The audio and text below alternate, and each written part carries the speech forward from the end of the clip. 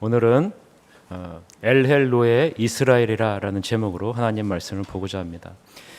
야곱은 아버지의 집을 떠나 외삼촌 라반의 집에 20년 동안 머물게 되었습니다.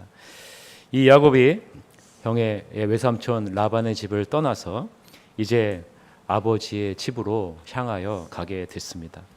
야곱은 형 에서가 400명의 군사와 함께 온다는 소식을 듣고 모든 것이 다 내려가는 경험을 하게 됩니다. 겁을 먹게 된 것이죠. 이미 하나님은 야곱에게 베델에서 내가 너와 함께 할 것이고 아버지의 집으로 무사하게 올 것이다 라고 약속을 받았습니다. 또 외삼촌 라반의 집에 머무는 20년 동안 하나님이 함께 하셨고 축복해 주신 것을 경험했어요. 또한 형 에서를 향하여 가는 도중에 하나님의 사자를 만나서 마하나임을 경험하게 하셨습니다. 여러분 지난 시간에 기억나시죠? 마하나임의 뜻이 뭡니까? 하나님의 군대가 나와 함께한다라는 뜻이죠. 눈에 보이는 400명의 군사와 함께 오는 형 에서 앞에 벌벌벌 떨고 있는 야곱에게 하나님이 말씀하시는 거예요.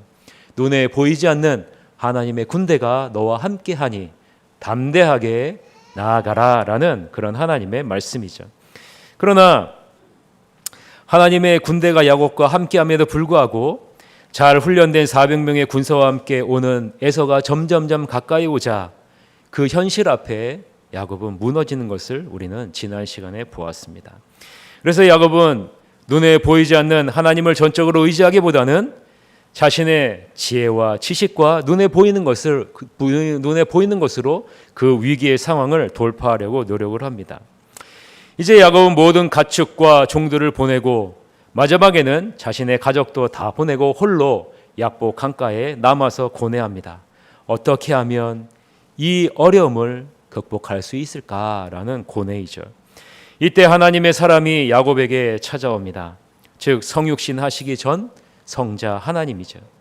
이 하나님의 사람이 야곱에게 찾아와서 야곱의 잘못된 그 신앙과 고집을 꺾으려고 찾아오셨습니다. 그러나 눈에 보이는 확실한 증거가 없이는 한 발짝도 나는 나갈 수 없습니다 라는 그 야곱의 고집을 하나님의 사람은 꺾지 못하게 되죠. 그래서 결국 하나님의 사람은 야곱의 생명의 근원인 허벅지 관절을 치게 됩니다. 즉 허벅지 관절이 탈골된 것이죠. 그래서 야곱은요 이제 허벅지 관절이 탈골된 상태에서 하나님으로부터 새로운 이름을 부여받게 됩니다. 그 이름이 이스라엘이라고 말씀드렸습니다. 여러분 이스라엘이라는 뜻은요 더 이상 땅에 속한 자로 사는 자가 아니라 이제는 하늘에 속한 자로 살게 될 것이다 라는 이름이 바로 이스라엘이라는 이름에 담겨져 있는 뜻입니다. 즉 이스라엘이라는 본래의 뜻은 하나님과 더불어 싸우는 자가 되라라는 의미가 바로 이스라엘이라는 의미가 담겨져 있는 거예요. 하나님과 함께 이 세상에서 싸우는 자가 바로 이스라엘이라는 자이죠. 허벅지 관절이 탈골된 야곱은 자신의 모든 힘의 근원이 사라진 이후에 자신의 정체성이 완전히 바뀐 이스라엘이라는 이름을 얻게 된 것이죠. 사랑하는 성도 여러분, 여러분의 삶의 근원, 여러분의 힘의 근원은 어디에 있습니까? 우리 인간은요, 내가 가지고 있는 힘, 내가 의지할 만한 것이 조금이라도 있으면 하나님을 100% 전적으로 의지하지 않는 자임을 여러분 누구나 잘 아시죠? 여러분 한번 여러분을 향해서 한번 보세요. 여러분이 의지할 만한 것이 있으면 우리는 절대로 하나님을 100% 의지하지 않는 자입니다. 그래서 여러분 우리의 모든 힘의 근원을 꺾기 위해서 오신 분이 바로 예수님이시지 않습니까? 야곱의 힘의 근원을 꺾기 위해서 오신 분이 바로 하나님의 사람이듯이 우리의 모든 힘의 근원을 꺾기 위해서 오신 분이 바로 예수님이십니다. 죄로 물든 우리의 고집, 여러분 지난 시간에 제가 말씀드렸죠? 야곱의 고집을 하나님의 사람이 꺾지 못했듯이 우리 인간의 고집은 누가 꺾을 수 있습니까? 인간의 고집은요 절대로 아무도 꺾을 수 없어요. 예? 여러분 아무리 부부 사이라 할지라도 남편과 아내와 10년, 20년, 30년, 40년, 50년 살아도 여러분 남편의 고집이 꺾입니까? 아내의 고집이 꺾입니까? 여러분 살아보니까 어때요? 꺾여요? 안 꺾여요? 저만 쳐다보시는 거예요? 저는 꺾였습니다. 여러분 인간의 고집은요 절대로 안 꺾입니다. 여러분 아무리 50년 살아도요 꺾이지 않아요. 제가 모 권사님 80대 되신 모 권사님 가정을 신방하러 갔는데요. 권사님이 그런 말씀을 하시는 거예요. 목사님, 제가 50여 년 동안 우리 남편과 함께 살았는데 남편을 아직도 모르겠어요, 목사님. 왜 이렇게 말을 안 듣는지 모르겠어요. 말 좀 잘 듣게 해주세요, 그러는 거예요, 저보고. 그래서 제가 남편 되시는 분에게 이렇게 물어봤습니다. 남편 되시는 집사님, 그러면 아내 되시는 권사님은 어떻습니까? 라고 얘기하니까 남편 되시는 집사님이 그러는 거예요. 목사님, 도대체 여자를 모르겠어요. 50여 년 동안 함께 살았는데 여자가 고집을 꺾질 않아요. 제 마음을 몰라줘요. 그러면서 저보고 또 그러는 거예요. 목사님, 제 아내 고집 좀 꺾이게 기도해 주세요. 여러분, 제가 어떻게 기도해야 될까요? 네? 여러분, 우리 인간은요 절대로 고집이 꺾이는 존재가 아닙니다. 여러분, 고집은 언제 꺾일까요? 여러분, 우리가 죽을 때 꺾여요. 우리가 죽을 때 꺾여요. 고집은요 우리가 살아있는 동안 절대로 꺾이지 않아요. 그 대표적인 예가 바로 야곱이잖아요. 하나님을 만났음에도 고집을 꺾지 않아요. 눈에 보이는 확신을 주기 전에는 절대로 보낼 수 없습니다라는 거예요. 하나님이 이미 약속하시고 하나님이 함께 하신다고 하고 하나님의 군대가 함께 한다고 얘기하는데도 불구하고 눈에 보이지 않으면 안 된다는 거예요. 눈에 보이지 않으면 안 된다는 거예요. 이게 고집이에요. 인간의 고집입니다. 여러분, 고집이에요. 눈에 보이는 확신을 주지 않으면 절대로 놓지 않겠습니다라고 얘기를 하는 거예요. 여러분, 남편, 아내, 사랑하는 사람들, 여러분 주요 옆에 있는 사람 고집 절대로 꺾이지 않습니다. 옆에 있는 사람 보세요. 고집 꺾이게 생겼습니까? 꺾이게 생겼어요? 안 꺾이게 생겼어요? 안 꺾이게 생겼죠? 안 꺾여요, 여러분. 예? 언제 꺾여요? 죽어야만 꺾여요, 여러분. 고집은 죽어야만 꺾입니다. 여러분, 우리가 죽어야 돼요. 그래서 여러분 오신 분이 누구예요? 예수님이 대신 오신 거예요. 여러분 절대로 안 죽잖아요. 여러분 손해보는 장사 여러분 해야 안 해요? 여러분 손해보는 일 해야 안 해요?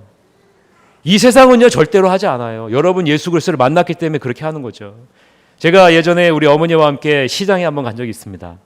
시장에 자주 갔는데 시장에 가면은 항상 그 하는 얘기 어떤 이제 할머니가 앉아서 이런 거래요. 자, 떨입니다. 떨이 빨리 사가세요 하면서 이렇게 수북히 싸놔요. 그러면 저는요 우리 어머님이 항상 하는 얘기가 어머니 저거 떨이래요. 더 많이 준대요. 우리가 빨리 사요 그래요. 그러니까 어머니가 저한테 뭐라 하는지 아세요? 속지 마라. 그럼 어머니가 그러는 거예요. 우리 어머니는 많은 경험을 해보신 거죠. 그러면서 하시는 말씀이 장사꾼은 절대로 속는 장사를 하지 않는단다라는 거예요. 그때요 저는요 그래도 어머니를 우겨서 샀어요. 그러니까 어머님이 너를 봐서 사주겠다고 샀어요. 근데요 장을 딱 마치고 오는데 그 아줌마가 또 그러는 거야. 떨이 몰아서 줍니다. 빨리 사가세요 그러는 거예요. 저는 그때 어머님한테 지혜를 배웠죠. 아, 이 세상 사람들은 절대로 속는 장사를 하지 않는다라는 거죠. 여러분 손해보는 장사를요 절대로 안 합니다. 여러분 이 세상은 그래요. 그래요. 절대로 우리의 고집은요 꺾여지지 않는 것과 마찬가지죠. 그러나 여러분 죽을 때 꺾여지죠. 여러분 우리를 절대로 죽지 않잖아요. 그래서 대신 죽으러 오신 분이 예수님인 거예요. 예수님이요 여러분의 고집과 아집과 모든 것을 대신 짊어지고요. 여러분이 안 죽으니 누가 죽어야 돼요? 대신 예수님이 죽으러 오신 거예요. 여러분을 살리려고요. 여러분이 가지고 있는 고집을 가지고는 하나님의 나라에 들어갈 수 없기 때문에 여러분이 가지고 있는 죄의 아집을 가지고는 하나님의 나라에 들어갈 수 없기 때문에 예수님이 대신 그것을 짊어지고 죽기 위해서 오신 거예요. 그 예수님이 바로 십자가에 죽으신 것입니다. 그래서 여러분 우리는 예수 그리스도가 없이는 한순간도 살 수 없는 존재라는 거예요. 여러분 보세요. 예수님은 바로 나의 옛 본성이 죽고 새 본성이 부여되는 시작점이기 때문에 그런 거예요. 시작점. 예수님 때문에 옛사람은 죽고 이제 새로운 삶의 본성이 부여된 것이에요. 그래서 여러분 사도 바울이 뭐라고 고백하는지 아세요? 나는 날마다 죽어야만 되는 사람이다 라는 거예요. 나는 날마다 죽어야 되는 사람이다. 여러분 사도 바울의 옛 이름은 뭡니까? 사울이에요. 사울이요. 사울이라는 이름은요 어떤 의미이며 대표적인 게 뭡니까? 예수 그리스도를 믿는 사람을 핍박하고 죽인다라는 거예요. 그게 바로 사울이에요. 사울이라는 이름에 따라다니는 거예요. 그러나 여러분 예수 그리스도를 만나고 나서 이 사울이라는 사람이 이름이 바뀌었어요. 무엇으로 바뀌었어요? 바울이라는 이름을 바꿨어요. 예수 그리스도를 증거하는 자예요. 예수 그리스도를 위해서 죽는 자로 바뀌었어요. 그런데요, 이 바울이 가는 곳마다 따라다니는 게 있어요. 가는 곳마다 따라다니는 게 바로 뭡니까? 옛 본성이에요. 옛 이름이에요. 옛 본성이 따라다니는 거에 가는 곳마다 따라다니는 거, 만나는 사람들마다 얘기하는 거. 당신은 사울이었지 않습니까? 예수님을 믿는 사람은 핍박하고 죽이지 않았습니까? 그때마다 여러분 바울은요, 나는 예수님으로 말미암아 죽은 사람입니다. 제 이름은 사울이 아니라 바울입니다. 사울이란 이름은 예수 그리스도를 만날 때 죽었습니다. 제 이름은 바울입니다 라는 거예요. 그래서 여러분 사도 바울은요, 내가 날마다 죽어야 됩니다 라는 거예요. 여러분은 지금 무슨 이름으로 살아가십니까? 여러분의 이름이 있죠? 여러분의 이름이 있고 여러분은 예수님을 만났어요. 예수님을 만났을 때 여러분에게 새로 부여된 이름이 있다라고 지난 시간에 말씀드렸어요. 그 이름이 무엇입니까? 그리스도인이라는 이름을 여러분에게 새로 부여해 주셨어요. 그러면 여러분은 옛 이름으로 살아가십니까? 아니면 그리스도인으로 살아가십니까?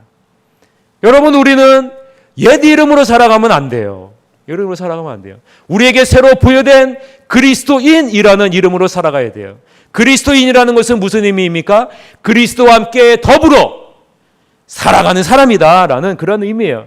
이전에는 내가 의지할 만한 것으로 의지하면서 살아갔다면 이제는 그리스도와 더불어 싸우는 인생이 바로 그리스도인이라는 겁니다.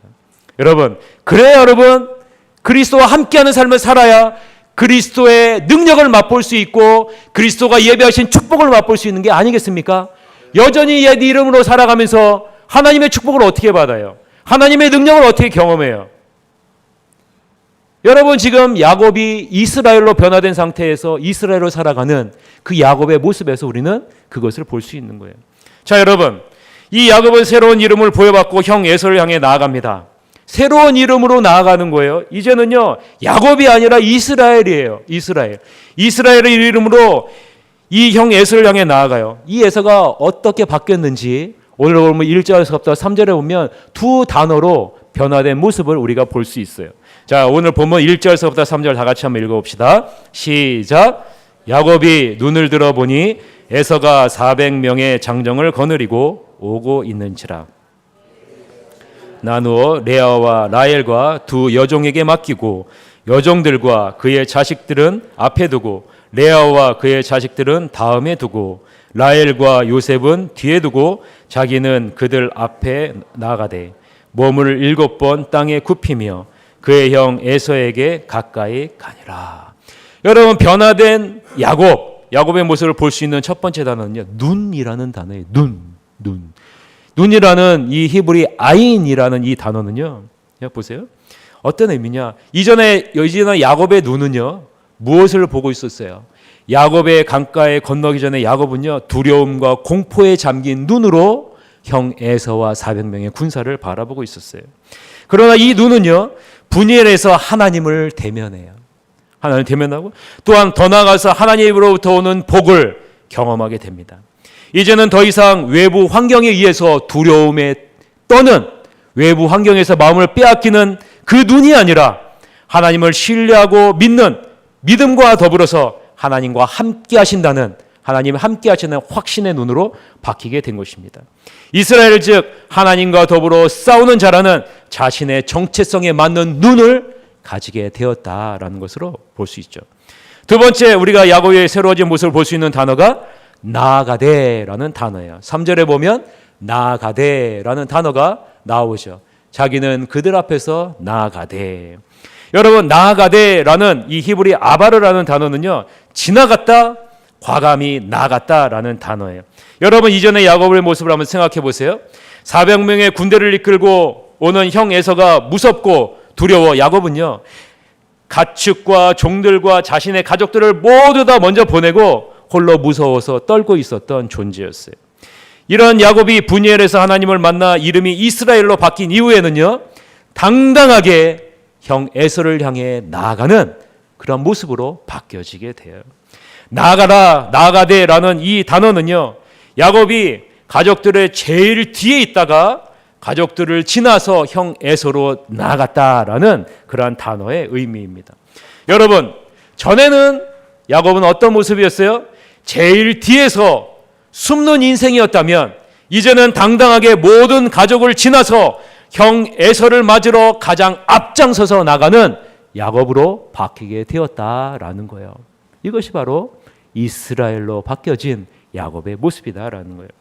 자신의 소유와 종들과 가족들이 죽으면 자신은 도망가려고 했던 야곱이 이제는 가족들을 지나서 가장 앞장서서 나아갔다라는 것은요, 야곱이 큰 변화를 일으켰다라는 것을 보여주는 거예요. 무슨 변화입니까? 내 앞에 있는 문제를 나는 더 이상 회피하지 않겠다라는 거예요. 이 문제 앞에 나는 과감하게 정면 돌파를 하겠다라는 거예요. 죽으면 죽겠다라는 심정으로 담대하고 과감하게 어려운 환경에 맞서서 가는 거예요. 어떻게 이러한 힘이 생겼을까요? 하나님이 나와 함께 하신다라는 확신이 이 야곱에게 섰기 때문에 그런 거예요. 이렇게 되기까지 여러분, 야곱은 오랜 세월이 필요했습니다. 몇 년이 필요했을까요? 베델에서 약속을 받고 그 다음에 떠나기까지 20년이라는 세월이 흘렀어요. 필요했습니다. 사랑하는 성도 여러분, 내가 지식적으로 아는 신앙과 내가 직접 체험한 신앙은 차이가 있을까요? 없을까요? 여러분, 있어요. 지식적으로 아는 신앙과 내가 체험하는 체험적 신앙은 차이가 있어요. 야곱은 베델에서 하나님을 만났습니다. 그러나 이 만남을 통해 얻은 지식은요, 야곱의 삶을 온전히 변화시키지 못했어요. 400명의 군사를 이끌고 오는 형 에서 앞에 비겁하게 벌벌 떨고 있는 없고 자신의 목숨을 구하는 모습에서 우리는 그것을 볼 수 있죠. 그러나 여러분, 분이엘에서 하나님을 만난 이후에 이 야곱은요, 인격과 성품과 삶의 행동의 양식이 변화된 모습을 우리는 볼 수 있어요. 사랑하는 성도 여러분, 우리는 지식적으로만 하나님을 아는 자리에 머물면 안 됩니다.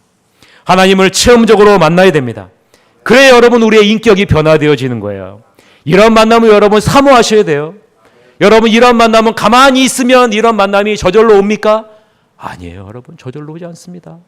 여러분, 천국은 어떤 자의 것이라고 말씀합니까? 침노하는 자의 것이라고 말씀하시잖아요. 여러분, 하나님과의 체험적인 만남, 인격적인 만남은 여러분이 가만히 있으면 저절로 찾아오는 거 아니에요. 여러분, 어떻게 돼요? 사모해야 돼요.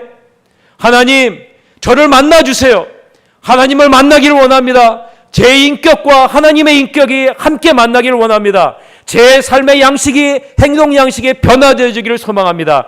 이전에 의지했던 모든 것이 허망하다라는 사실을 예수 그리스도를 만남으로 말미암아 깨닫기를 원합니다라는 그러한 예수 그리스도를 만나는 사모함을 여러분 가지셔야 돼요. 그래야지 여러분, 하나님이 찾아오시는 거예요. 찾아오시는 거예요. 여러분, 야곱은요, 이 사모함의 표현을 어떻게 합니까? 홀로 남잖아요. 홀로 남자서 모든 것을 다 뒤로하고 모든 환경을 다 뒤로하고 뒤로 와서 온전히 혼자 남잖아요. 그리고 나서 어떻게 합니까? 고뇌하잖아요. 여러분, 하나님을 만나기 위해서는요, 여러분이 하나님과 1대1로 기도하는 시간이 꼭 필요해요. 이 시간이 여러분 필요한 거예요. 여러분, 주중에 우리 새하늘교회가 이렇게 오픈되어져 있어요. 여러분, 시간 되실 때마다 오셔서 여러분 기도하세요. 기도해야지 여러분, 하나님과 만나는 은혜를 경험하게 되는 것입니다. 이렇게 변화된 야곱은요, 형 에서에게 다가가 몸을 7번 땅에 굽힙니다. 몸을 7번 굽힌다라는 것은요, 지난날의 잘못을 온전히 회개하고 용서를 구한다라는 표현이에요. 20년 전 형과 아버지를 속여서 언약의 계승권을 얻어낸 것이 잘못된 것이었습니다 라는 고백이죠. 여러분, 당시 고대 근동에서는요, 7번은 완전한 숫자를 의미해요. 완전함. 7번 절을 했다는 것은요, 자신의 이전의 행동이 완전히 잘못되었음을 시인하고 용서를 구하는 행동이에요. 하나님을 체험적으로 분이엘에서 만나보니 자신이 이전에 했던 행동이 얼마나 잘못된 행동이었는지를 깨닫게 되었고 형에서 앞에 잘못을 구하는 것입니다. 자신의 잘못이 얼마나 하나님의 약속을 신뢰하지 않는 행동이었는지를 알게 된 것이죠. 사랑하는 성도 여러분, 우리의 모든 문제를 내가 짊어지고 가면 하나님은 우리의 어려움을 도우실 수 있을까요? 없을까요? 없어요, 여러분. 여러분이 다 짊어지고 가는데 하나님이 어떻게 도와요? 그래서 여러분 예수님이 말씀하시잖아요. 수고하고 무거운 짐진 자들아 다 누구에게로 오라? 내게로 오라 라고 얘기하고 있는, 수고하고 모든 짐을요 다 예수님에게 맡기라 라고 얘기를 해요. 여러분, 하나님께 모든 것을 맡기면 여러분 어떻게 할까요?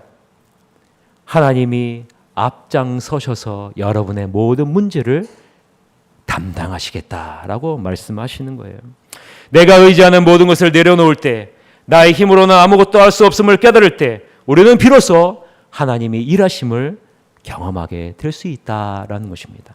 자, 여러분, 야곱에게 어떤 일이 일어날까요? 자기의 힘으로는 아무것도 할 수 없음을 깨닫고 그리고 자기 자신의 모든 잘못을 회개하고 나아가는 이 야곱에게 어떤 일이 발생할까요? 하나님이 야곱보다 먼저 앞장서셔서 에서의 마음을 만지시는 거예요. 만지시는 거예요. 장자권과 언약의 계승권을 속여서 얻은 야곱은요, 형 에서의 증오와 복수의 대상이었어요. 그러나 여러분, 하나님이 앞장서셔서 일하시니 에서의 마음이 어떻게 돼요? 바뀌어지게 돼요. 바뀌어지게 돼요. 하나님이 에서의 마음에 은혜와 사랑의 온기를 불어넣으셨기 때문에 그런 거죠. 여러분, 그 결과 어떻게 됩니까? 4절 우리 다 같이 한번 읽어볼까요? 본문 4절 시작. 에서가 달려와서 그를 맞이하여 안고 목을 어긋맞추어 그가 입맞추고 서로 오니라. 하나님이 앞장서셔서 에서의 마음에 사랑의 온기를 불어넣으시니 에서가 여러분 어떻게 됩니까? 복수의 칼을 갈고 있었고 죽이기 위해서 훈련된 그 군사를 이끌고 왔는데 오히려 이제는 사랑의 마음으로 끌어안고 서로 입맞추고 우는 모습을 우리가 보지 않습니까?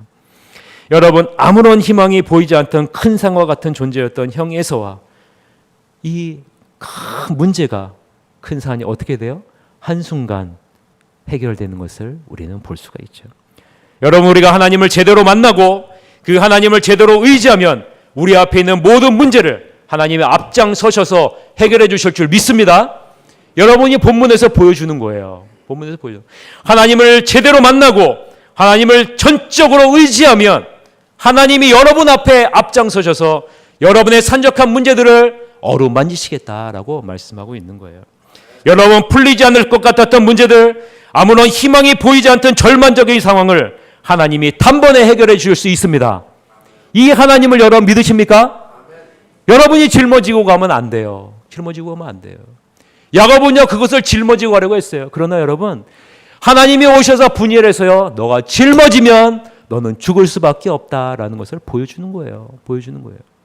그리고 나서 어떻게 합니까? 내가 앞장서서 일하겠다라고 말씀을 하고 있는 거예요. 그래서 여러분 이름을 바꿔주신 것이죠.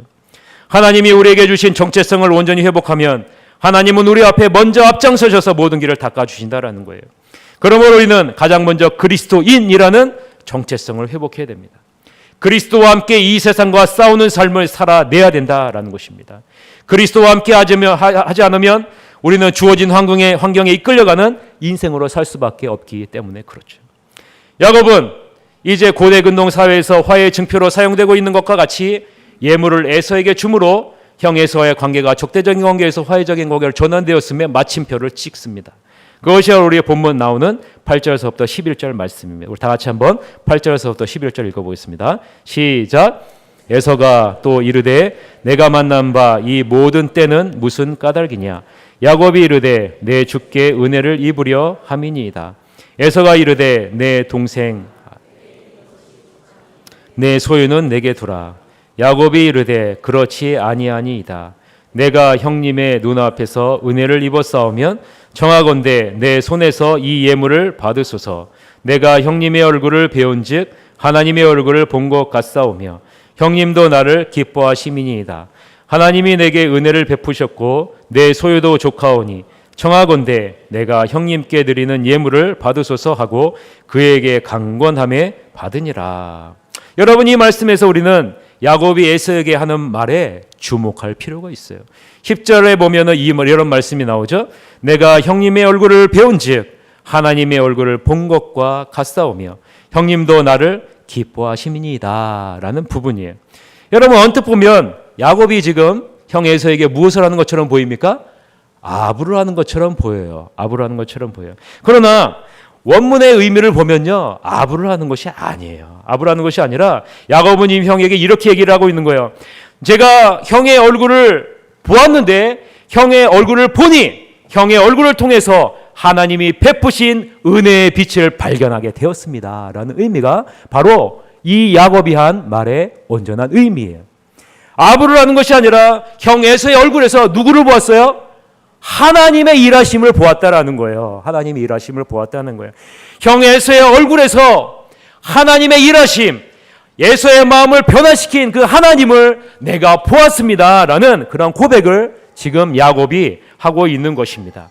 여러분, 내 힘의 근원, 내가 의지하는 모든 것을 다 내려놓았을 때 우리는 하나님의 일하심을 보게 된다라는 거예요. 하나님의 함께하심을 경험하게 된다라는 거예요. 나는 할 수 없지만, 나는 극복할 수 없지만, 나는 넘을 수 없지만 그 산을 누가 넘게 해주신다고요? 하나님이 하신다라는 거예요. 하나님이 함께 하신다. 그러나 여러분, 내가 의지할 만한 것을 가지고 있으면 우리는 그것을 경험할 수 없어요. 경험할 수 없어요. 내가 의지하는 것을 붙들고는요, 절대로 하나님의 그 은혜를 경험할 수 없다라는 거예요. 여러분, 복수를 두려워했던 야곱의 마음을, 복수를 벼르고 있던 에서의 마음을 하나님이 만지실 때 무엇으로 바뀌는지 아십니까? 기쁨으로 바뀌어요, 여러분. 기쁨으로 바뀌어요. 야곱과 에서가 끌어안고 여러분 울면서 여러분 뭐라고 말씀합니까? 기쁨으로 나를 기뻐하심이라 라고 10절에 나를 기뻐하심이라. 우리의 근심과 걱정과 염려를 기쁨과 감격으로 바꾸실 분이 누구십니까? 하나님이세요. 하나님의 앞장서서 움직이시면 우리 앞에 있는 해결되지 않을 것 같은 문제도 단번에 해결시켜 주시고 그것을 기쁨으로 바꾸시는 분이 하나님이시다라는 거예요. 그러기 위해서 우리는 모든 것을 다 내려놓아야 됩니다. 야곱이 이러한 은혜를 누리기 위해 힘의 근원이 연약해진 것 같이 우리가 믿고 의지하는 모든 대상을 십자가 앞에 내려놓아야 한다라는 것입니다. 이럴 때 두려움의 대상이었던 형 에서와 함께 온 모든 군사 400명은 어떻게 바뀌는지 아십니까? 두려움의 대상이었던 형과 400명의 군사가 무엇으로 바뀌는지 아세요? 그것이 어떻게 바뀌냐면요, 야곱과 그의 가족을 보호하는 보디가드로 바뀌어요. 여러분, 보호해주는 존재로 바뀝니다. 여러분 보세요. 오늘 보면 12절에서 15절을 보세요. 다 같이 한번 읽어봅시다. 12절에서 15절 시작. 형 에서가 이르되 우리가 떠나자.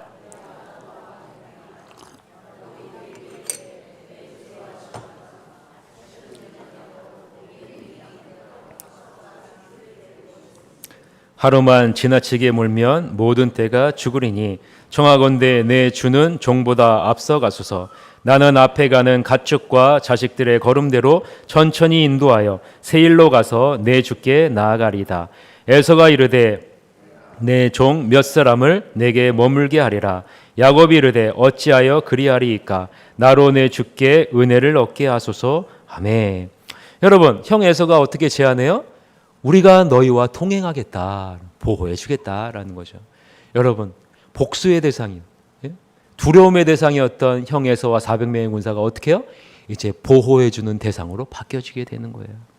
누가 바꾸셨습니까? 하나님이 바꾸신 거죠. 하나님이 바꾸신 거죠. 이러한 형의 제안에 야곱은 자신의 가축과 가족의 연약함을 내세워서 훗날의 만남을 약속하고 형 에서와 일행을 먼저 보내요. 그리고 야곱은 숫곳으로 가고요, 그곳에 집을 짓고 거하게 됩니다. 에서는 16절에 보면은, 우리 16절 여러분 성경책 한번 보세요. 16절 보면은 이런 말씀이 나오죠. 우리 다 같이 한번 읽어봅시다. 16절 시작. 이날에 에서는 세일로 돌아가고 라고 기록하고 있습니다. 여러분, 에서는 세일로 돌아갔다라고 얘기를 해요.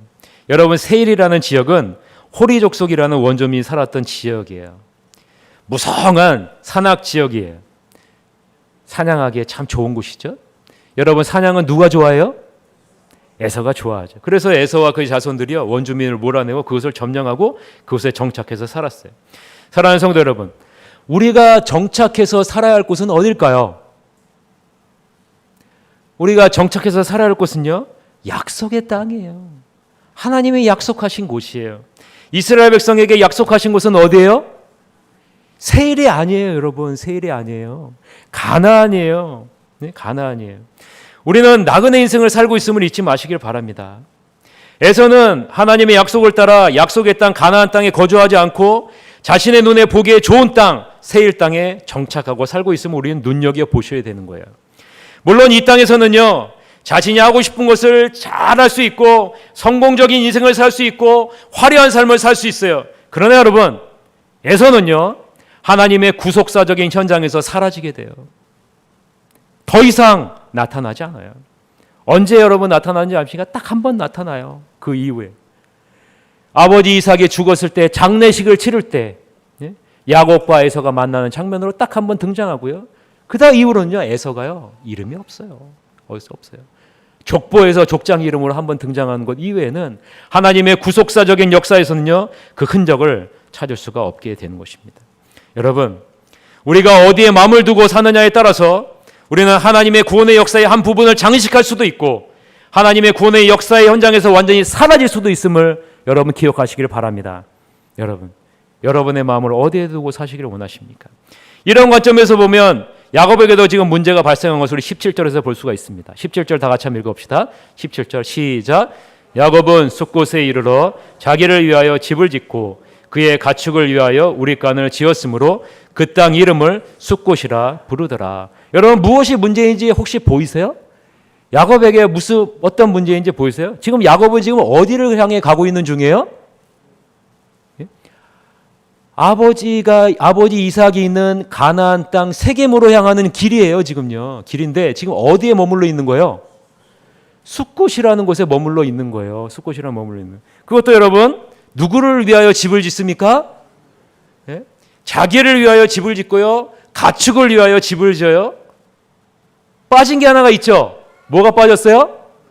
하나님을 위하여가 없잖아요, 여러분. 하나님을 위하여가 없잖아요. 예? 여러분, 여기서 나오는 집이라는 바이트라는 이 히브리어 단어는요, 일시적인 거처로 사용하는 장막, 즉 오일이라는 단어와는 다른 고정적인 거처를 말하는 거예요. 그래서 야곱은요, 숫곳에 잠깐 있다 가는 게 아니라 오랜 시간 동안 그곳에 머물렀다라는 거예요. 오랜 시간 동안. 지금 야곱은 어디로 가야 된다고 말씀드렸어요? 아버지 이삭이 있는 가나안 땅 헤브론으로 가야 돼요. 헤브론으로 가야 되는데 그곳으로 안 가고 있는 거예요. 지금요, 안 가고 있는 거예요. 여러분, 위기의 상황에서 하나님을 의지하다가 이 위기가 지나가자 이 야곱에게 무엇이 찾아온 거예요? 영적인 나태함이 찾아온 거죠. 영적인 나태함이 찾아온 거예요. 하나님의 약속, 하나님의 말씀을 잊게 된 거예요. 우리가 영적인 나태함에 빠지게 되면 여러분, 우리는 하나님의 약속을 온전히 의지하는 자리에 설 수 없다라는 것입니다. 여러분, 영적인 나태함을 자지 않기 위해서 우리는 어떻게 돼요? 늘 깨어있기를 힘써야 된다라는 거예요. 마지막에 18절부터 20절에 보면은 야곱이 오랜 기간 머문 숫곳을 떠나서 가나안 땅 세겜성에 무사히 도착하는 장면을 보여줍니다. 18절에서 20절 우리 다 같이 한번 읽어봅시다. 시작. 평안히 가나안 땅 세겜 성읍에 이르러 그 성읍 앞에 장막을 치고 그가 장막을 친 밭을 세겜의 아버지 하몰의 아들들의 손에서 베크시타에 샀으며 거기에 제단을 쌓고 그 이름을 엘엘로의 이스라엘이라 불렀더라. 우리는 이 부분에서 베델에서 하나님이 야곱에게 맺은 언약이 온전히 이루어졌음을 볼 수가 있어요. 어떤 언약이에요? 창세기 28장 13절에서 15절에 보면 이런 언약이죠. 또 본적 여호와께서 그 위에 서서 이르시되 나는 여호와니 너의 조부 아브라함의 하나님이요 이삭의 하나님이라. 내가 누워있는 땅을 내가 너와 내 자손에게 주리니 내 자손이 땅에 티끌같이 되어 내가 서쪽과 동쪽과 북쪽과 남쪽으로 퍼져나갈지며 땅의 모든 족속이 너와 내 자손으로 말미암아 복을 받으리라. 내가 너와 함께 있어 내가 어디로 가든지 너를 지키며 너를 이끌어 이 땅으로 돌아오게 할지라. 내가 내게 허락한 것을 다 이루기까지 너를 떠나지 아니하리라 하신지라. 이 약속이에요. 이 약속이 지금 이루어진 것을 우리가 볼 수 있죠. 이 야곱이 이제 세겜 성읍 앞에 장막을 치고 그곳을 세겜의 아버지 하몰의 아들들에게 돈을 주고 구입합니다. 여러분 왜 구입했을까요? 가나안 땅을 왜 구입했을까요? 이 땅은 무슨 땅이에요? 하나님이 우리에게 약속해 주신 땅이죠. 이 약속한 땅에서 누가 살 거예요? 야곱의 후손들이 살 것이기 때문에 그런 거예요. 야곱의 후손의 터전이 될 것이다라는 믿음을 갖고 이 땅을 구입한 것이죠. 그리고 구입한 곳에 제단을 쌓습니다. 20절에 보세요. 다시 한번 읽어보세요. 20절 시작. 거기에 제단을 쌓고 그 이름을 엘헬로에 이스라엘이라 불렀더라. 여러분 이곳은요, 이 세겜이라는 곳은요, 야곱의 조부 아브라함이 처음 가나안 땅에 들어와서 제단을 쌓은 곳이 바로 이곳이에요. 이 유서 깊은 이곳에서 야곱이 다시 무엇을 쌓아요? 제단을 쌓고 있는 거예요. 여러분 무엇을 의미해요? 야곱에게 주신 하나님 아브라함에게 약속하신 그 약속을 제가 기억하고 있겠습니다라는 거죠. 그 또한 제단을 쌓았다라는 것은 가나안까지 무사히 귀환하게 하신 하나님의 섭리에 감사합니다라는 그런 표현이에요. 그리고 그곳 이름을 엘헬로에 이스라엘이라고 불렀어요. 여러분 이 명칭은요 굉장한 의미가 있는 명칭이에요. 왜냐하면 이 엘헬로에 이스라엘이라는 이 명칭에 하나님이 3번이나 들어있기 때문에 그래요. 첫째는요 첫 번째 엘이라는 단어예요. 엘이라는 단어는요 힘, 권능자를 의미하는 하나님을 의미하는 단어예요. 두 번째는요 엘로헤라는 단어인데요. 이 엘로헤라는 단어는요 엘로힘, 하나님을 의미하는 엘로힘의 영계형의 단어예요. 그래서요 엘로헤도 하나님을 의미하는 단어예요. 또한 이스라엘, 야곱의 이름을 바꿔 이스라엘이라는 이름이 좁죠. 그 안에도 여러분 하나님이 들어있어요, 안 들어있어요? 엘이잖아요. 이 엘도 하나님이라는 거예요. 그래서 엘헬로의 이스라엘이라는 뜻은요 하나님이 3번이나 들어있는 명칭이에요. 그래서 이것을 풀면 이런 말입니다. 하나님과 더불어 싸우시는 하나님이라는 의미예요. 이 하나님이 지금까지 나를 지켜주시고 지금까지 나를 인도해 주셨습니다. 그러므로 나는 감사하는 삶을 살겠습니다 라는 이 믿음의 고백이 바로 엘헬로의 이스라엘에 담겨져 있는 것입니다. 지금까지 지내온 것이 전적인 하나님의 은혜임을 표현하는 단어가 바로 엘헬로의 이스라엘이라는 거예요. 하나님, 나와 함께 하시고 싸우시는 그 하나님이 바로 나를 이끄셨습니다 라는 고백인 거예요. 우리 옆에 사람 한번 해봅시다. 엘헬로의 이스라엘, 그 하나님이 우리를 지금까지 인도해 주셨습니다. 여러분, 야곱이 지금 이곳에서 그것을 고백하는 거예요. 그리고 감사하는 거예요. 여러분, 좋은 습관을 남겨주기를 원하는 거죠. 여러분, 핵심 습관이라는 단어를 들어보신 적 있습니까? 핵심 습관이라는 것은요, 개인적인 습관이 사회적인 차원의 습관으로 확장될 수 있을 정도로 다른 습관에 영향을 미치는 습관을 말해요. 그것이 바로 핵심 습관이에요. 지금 야곱이 하는 것이 그것이에요. 제단을 쌓고 그곳에서 감사의 예배를 드리는 거예요. 이 습관을 누구에게 물려주기를 원하는 거예요? 후손들에게 물려주기를 원하는 거예요. 그리고 나서 그곳 이름을 엘헬로의 이스라엘이라고 부르고 있는 것입니다. 여러분, 감사하는 습관, 이것은요 하나님을 인정하는 것입니다. 하나님을 인정할 때 하나님은 우리에게 어떻게 하십니까? 더욱더 풍성한 은혜로 우리에게 갚아주십니다. 하나님이 우리의 공급자임을 잊지 않을 때 하나님 우리에게 더 큰 은혜로 베푸신다라는 거예요. 하나님이 약속해 주신 거예요. 여러분, 마지막으로 신명기 28장 1절에서부터 6절을 한번 읽어봅시다. 하나님이 약속해 주신 은혜, 시작. 내가 내 하나님 여호와의 말씀을 삼가 듣고 내가 오늘 내게 명령하는 그의 명령을 지켜 행하면 내 하나님 여호와께서 너를 세계 모든 민족 위에 뛰어나게 하실 것이라. 내가 내 하나님 여호와의 말씀을 청종하면 이 모든 복이 내게 임하며 내게 이르기니 성읍에서도 복을 받고 들에서도 복을 받을 것이며 내 몸의 자녀와 내 초지의 소상과 내 짐승의 새끼와 소와 양의 새끼가 복을 받을 것이며 내 광주리와 떡반죽 그릇이 복을 받을 것이며 내가 들어와도 복을 받고 나가도 복을 받을 것이니라. 여러분, 오늘은 맥주 감사주일입니다. 하나님 앞에 감사하는 습관으로 주님을 인정하고 나아갈 때 하나님은 우리에게 뭐라고 말씀하십니까? 내가 나의 말을 인정하고 그 말씀에 순종하고 감사한다면 내가 너에게 예비한 축복을 더해 주리라 라는 것입니다. 그것은요, 내가 들어와도 복을 받고 나가도 복을 받을 것이다. 성읍에서도 복을 받고 들에서도 복을 받고 내 몸의 모든 자녀들도 복을 받게 될 것이다 라는 것입니다. 여러분, 이러한 핵심 습관을 여러분이 새하늘교회 갖기를 원합니다. 여러분의 가정과 여러분의 자녀들이 이 습관을 이어받아서 하나님이 예비하신 놀라운 축복의 날을 누리시는 여러분이 다 되시기를 주님의 이름으로 간절히 축원합니다. 시간에 기도하겠습니다. 하나님 아버지, 시간에 우리가 기도합니다. 아버지 하나님, 우리에게 아버지 하나님께 감사하는 이런 핵심적인 습관을 허락해 주시옵소서. 주님께서 은혜를 허락해 주시옵소서. 아버지 하나님, 새하늘교회 모든 성도들이 이러한 습관을 가지고 하나님 앞에 온전한 모습으로 나아가서 하나님이 예비하신 놀라운 축복의 은혜를 받을 수 있도록 주님께서 이끌어 주시옵소서. 주님께서 사랑하는 우리 새하늘교회 모든 성도들 머리 위에 주님께서 항상 임재하여 주셔서 하나님의 선하신 뜻대로 우리 새하늘교회 성도들을 인도해 주시옵소서. 지금은 우리 구주 예수 그리스도의 은혜와 하나님 아버지의 무한하신 사랑과 성령님의 감화 감동 충만 교통하심이 사랑하는 모든 성도들 머리 위에 지금으로부터 영원토록 함께할지어다. 아멘.